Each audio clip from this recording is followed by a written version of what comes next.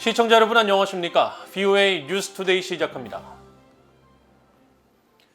이달 초부터 진행되고 있는 제10차 NPT 핵확산 금지 조약 평가회의가 폐막을 앞두고 한반도의 완전한 비핵화 지지 등이 담긴 최종 선언문 초안을 마련했습니다.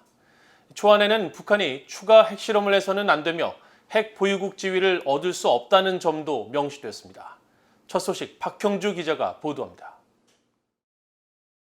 뉴욕 유엔본부에서 진행되고 있는 제10차 NPT 핵확산 금지 조약 평가회의가 22일 공개한 최종 선언문 초안입니다. 이 최종 초안에는 한반도의 완전한 비핵화에 대한 지지와 함께 북한의 국제 의무 준수를 촉구하는 내용이 포함됐습니다. 특히 지난 2016년과 2017년 핵실험을 규탄하고 북한이 어떠한 핵실험도 해서는 안 된다는 점을 강조하면서 북한은 핵확산 금지 조약 NPT에 따른 핵 보유국 지위를 얻을 수 없다는 점을 명시했습니다.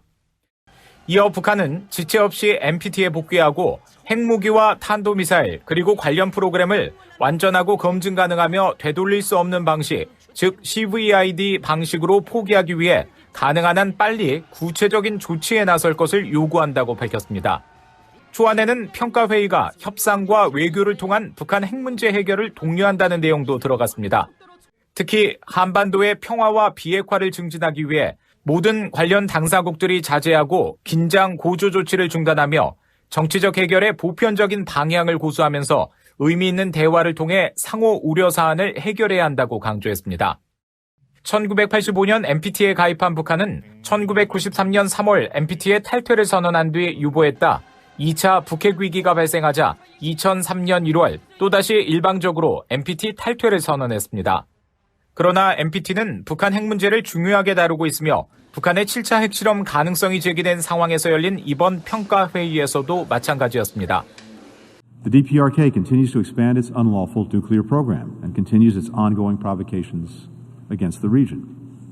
As we gather today, Pyongyang is preparing to conduct its 7th nuclear test. 미국과 한국, 일본 등 79개 NPT 회원국들은 지난 19일 별도의 성명을 내고 핵과 미사일 프로그램의 개발을 통한 북한의 계속된 유엔 안보리 결의 위반에 대해 깊은 우려를 표했습니다. 특히 전술 핵무기 추구와 최대한 빠른 핵무력 발전 등과 같은 북한의 호전적인 발언을 지적하면서 북한은 추가적인 불안정 조치를 즉각 중단하고 미국과 한국, 일본 등 관련 당사국들의 거듭된 대화 제의에 호응하라고 촉구했습니다. 지난 1일부터 열린 제10차 NPT 평가회의는 오는 26일 종료됩니다. 북한의 핵 문제 등을 지적한 선언문 초안은 191개 회원국 모두가 찬성해야 최종 채택됩니다. VOA 뉴스 박형주입니다. 최근 한국 등 아시아 순방을 마친 미국 상원 외교위원회 에드워드 마키 동아태 소위원장은 아시아 태평양 지역 동맹과 파트너들이 북한의 핵 프로그램 등 여러 실존적 위협에 직면하고 있다고 지적했습니다. 최근 한국과 타이완 등 아시아 순방을 했던 미국 의원들은 미국의 영내 협력 강화의 중요성을 강조하고 있습니다. 이조은 기자가 보도합니다. 한국과 타이완 등 아시아 순방을 마치고 귀국한 상원 외교위원회 동아태 소위원장인 에드워드 마키 의원은 23일 자신의 지역인 매사추세츠주의 존 F 케네디 빌딩에서 기자회견을 열었습니다.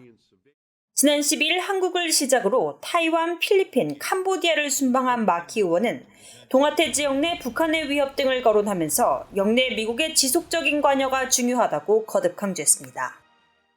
Our friends in East Asia and the Pacific are dealing with the convergence of multiple existential threats, including North Korea's nuclear program, the impacts of climate change, of which they are bearing the brunt, and the government of China's increasingly bellicose threats, debt trap diplomacy, and exports of authoritarian surveillance and censorship.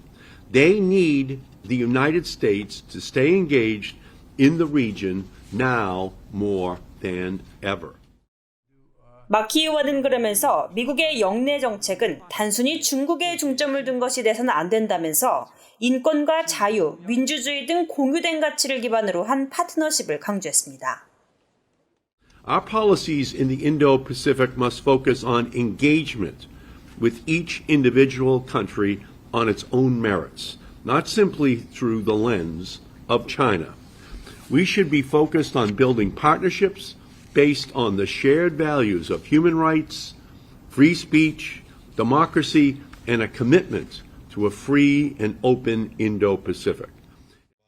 타이완 문제와 관련해선 바이든 행정부가 유지하고 있는 하나의 중국 정책을 강조했습니다. I think our goal should be to state that we want to continue a one China policy, that we're going to continue a policy of strategic ambiguity, and that we're going to continue a policy of strengthening the deterrence of the Taiwanese government against an attack by China, while also strengthening our economic ties to the Taiwanese economy.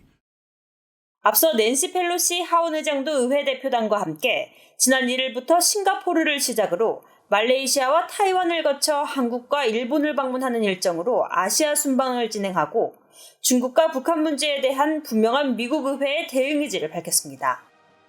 이 같은 올해 의회 대표단의 아시아 순방은 미국 대외 정책의 최우선 순위에 있는 중국에 대응하기 위한 영내 경제와 안보 협력 강화에 중점을 두고 있으며 특히 중국이 타이완에 대한 공격성을 높이는 상황에서 미국의 확고한 타이완 방위 의지를 재확인하기 위한 성격이 크다는 평가가 나옵니다. BOA 뉴스 이존입니다. 폴란드 외교부가 북한 내 신종 코로나 바이러스 상황과 관련한 북한 당국의 성명을 검증할 수 없으며 이에 따라 외교관들의 북한 복귀도 결정하지 않았다고 밝혔습니다. 폴란드 외교부 대변인은 23일 최근 북한의 코로나 방역 승리 주장이 잠정 철수한 평양 내 폴란드 공관의 재개 여부에 영향을 줄 수 있느냐는 BOA의 질문에 폴란드 외교관들이 2년 전 평양에서 철수한 뒤 현재 단계에서는 복귀와 관련한 어떤 결정도 내리지 않았다며 이같이 답했습니다. 스웨덴 외교부도 이날 BOA에 북한의 코로나 관련 진전 상황에 대해 유엔과 다른 관련국들과 함께 면밀히 주시하고 있지만 현재 단계에서는 북한의 방역 승리 주장을 확인하기 어렵다면서 스웨덴 외교 직원들은 상황이 허락하는 대로 평양에 복귀할 준비가 돼 있다고 설명했습니다. 앞서 지난 10일 북한 김정은 국무위원장은 전국 비상방역 총화 회의에서 신종 코로나 바이러스 위기가 완전히 해소됐다고 주장하고 최대 비상방역 체계 등급을 낮췄습니다. 북한 김정은 국무위원장이 역점 사업으로 추진했던 원산-갈마 해안관광지구가 아직도 공사가 끝나지 않아 일부 도로가 흙에 덮여 있는 등 방치 상태인 모습이 포착됐습니다. BOA가 지난 6월 프랑스 국립우주원과 에어버스가 촬영해 구글어스에 공개된 이 일대 위성사진을 분석한 결과 약 5.5km의 해안가를 따라 이어지는 관광지구 내 건물과 주변 도로에서 건설 인력과 차량 등을 찾아볼 수 없었습니다. 특히 관광지구 중심부에 위치한 타원형의 돔 모양으로 지어진 7, 8층짜리 건물은 과거 촬영된 위성사진과 마찬가지로 여전히 시멘트 색깔을 띠고 있었으며 주변이 정돈되지 않은 것은 물론 과거 발견됐던 건물 자재도 한켠에 그대로 남아 있었습니다. 또 해안가에 자리한 건물은 바로 옆 포장도로가 있지만 도로 상당 부분이 모래에 덮여 있어 제대로 된 관리가 이루어지지 않고 있는 것으로 추정됩니다. 당초 북한은 2019년 10월 완공을 목표로 원산-갈마 해안관광지구 개발 사업을 시작했지만 핵과 미사일 개발에 따른 국제사회의 제재로 원자재 수급이 제대로 이루어지지 못해 김정은 위원장은 공사 기간을 한 차례 연장해 2020년 4월 15일을 새 목표일로 잡았지만 약 2년 4개월이 지난 현재까지도 완공을 하지 못하고 있습니다. 북한 당국에 의해 억류됐다가 혼수 상태로 송환된 뒤 숨진 미국인 대학생 오토 원비어의 부모가 미국에서 공부하는 탈북민들에게 아들의 이름으로 장학금을 수여하기로 했다고 밝혔습니다. 원비어의 부모인 프레디 원비어 씨와 신디 원비어 씨는 23일 BOA에 생전에 배움을 좋아하고 다른 사람들이 교육을 통해 꿈을 이루는 것을 돕고 싶어한 오토 원비어의 뜻에 따라 탈북민 출신으로 미국 컬럼비아 대학에서 공부를 시작한 이서연 씨를 수혜자로 선정했다고 설명했습니다. 그러면서 장학금 수혜자들이 미국에서 훌륭한 교육을 받고 개방성과 자유로운 사고를 경험하며 안전과 배고픔에 대한 걱정 없이 공부를 할 수 있도록 도울 것이라며 이번을 계기로 오토 원비어의 유산이 그의 죽음보다 크게 기억되고 북한 정권에 강력한 메시지가 되기를 원한다고 말했습니다. 한편 원비어 장학금의 수혜자로 선정된 탈북민 이서연 씨는 VOA에 북한의 변화와 북한 주민들의 자유를 위해 활동하겠다는 자신의 포부에 원비어 부모가 장학금 수여를 결정한 것으로 안다며 앞으로 국제관계학을 공부하고 다양한 활동을 통해 북한 정권의 책임을 묻고 북한을 변화시키겠다는 원비어 부모의 뜻을 이어나갈 것이라고 강조했습니다. 이 씨는 지난 2014년 북한 정권의 자금을 관리하는 노동당 39호실 고위관리였던 아버지와 함께 북한을 탈출해 미국에 정착했으며 유튜브와 각종 강연을 통해 북한 김정은 정권의 실상을 알리는 다양한 활동을 펼쳐왔습니다. 이상으로 VOA 뉴스투데이를 모두 마칩니다. 시청해주신 여러분 고맙습니다.